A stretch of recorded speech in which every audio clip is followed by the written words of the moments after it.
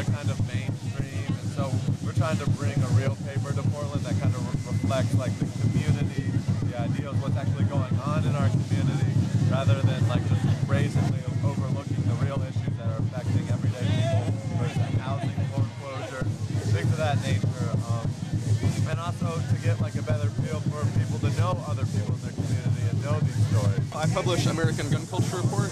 It's a gun culture magazine from all different perspectives. We publish people that are liberals, we publish conservatives, we publish anarchists and socialists and libertarians. We cover pretty much every part of the gun culture that you're not going to find in the mainstream media.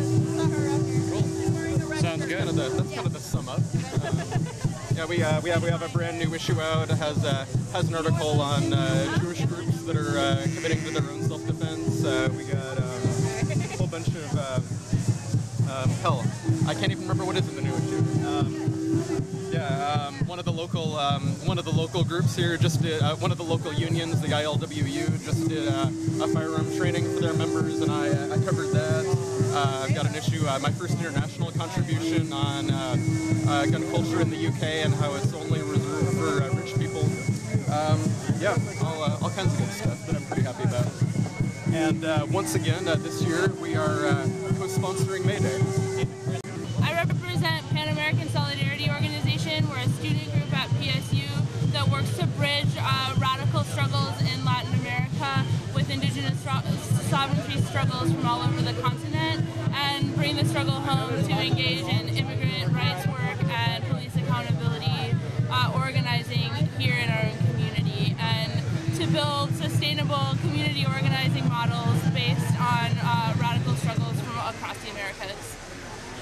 Do you think that today is more pressing of a May Day than past years because of national developments? I'm really angry about the passage of law SB 1070 in Arizona, which forces the police to engage in racial profiling, asking for the immigration status of anyone they suspect of being undocumented.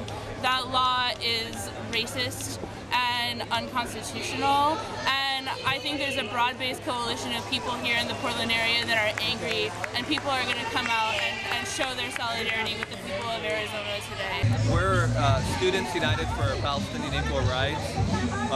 We're a student organization that started about a year ago at PSU after the attack on Gaza, and we just basically do a lot of educational stuff, informing people about the conflict, apartheid that Palestinians are living under right now, and bringing in a lot of speakers like Ali Abu Naima, Norman Finkelstein, and just really getting the students involved on the issue and pressing for the boycott, divestment, and sanctions on Israel until they follow international law, and to stop the U.S. sort of complicity in this process in the form of $7 billion a year in aid.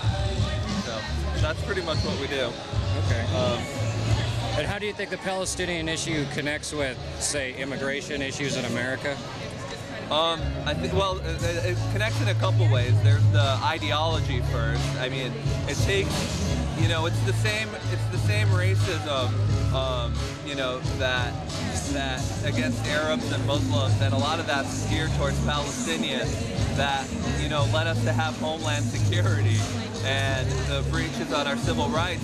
And ICE is a department under Homeland Security that's funded, you know, at the tune of hundreds of millions under the guise of fighting terrorism, which is justified through racism and fear of Arabs and Muslims, when in reality, much of that money, A, is used to harass Arab and Muslim citizens in the state, but also to do raids on, Latino immigrants and immigrants all across the country. So that's one of the big ways. The other way is that really ugly wall that's being built down on the border between the U.S. and Mexico. Is the company that does the wall is the same company that helped do a lot of the surveillance and a lot of the building of the wall in the West Bank, which has entrapped the Palestinian people. So these, you know, this technology, this expertise of sort of keeping people out is something that's learned from state to state and passed back and forth. So that's a real concrete connection.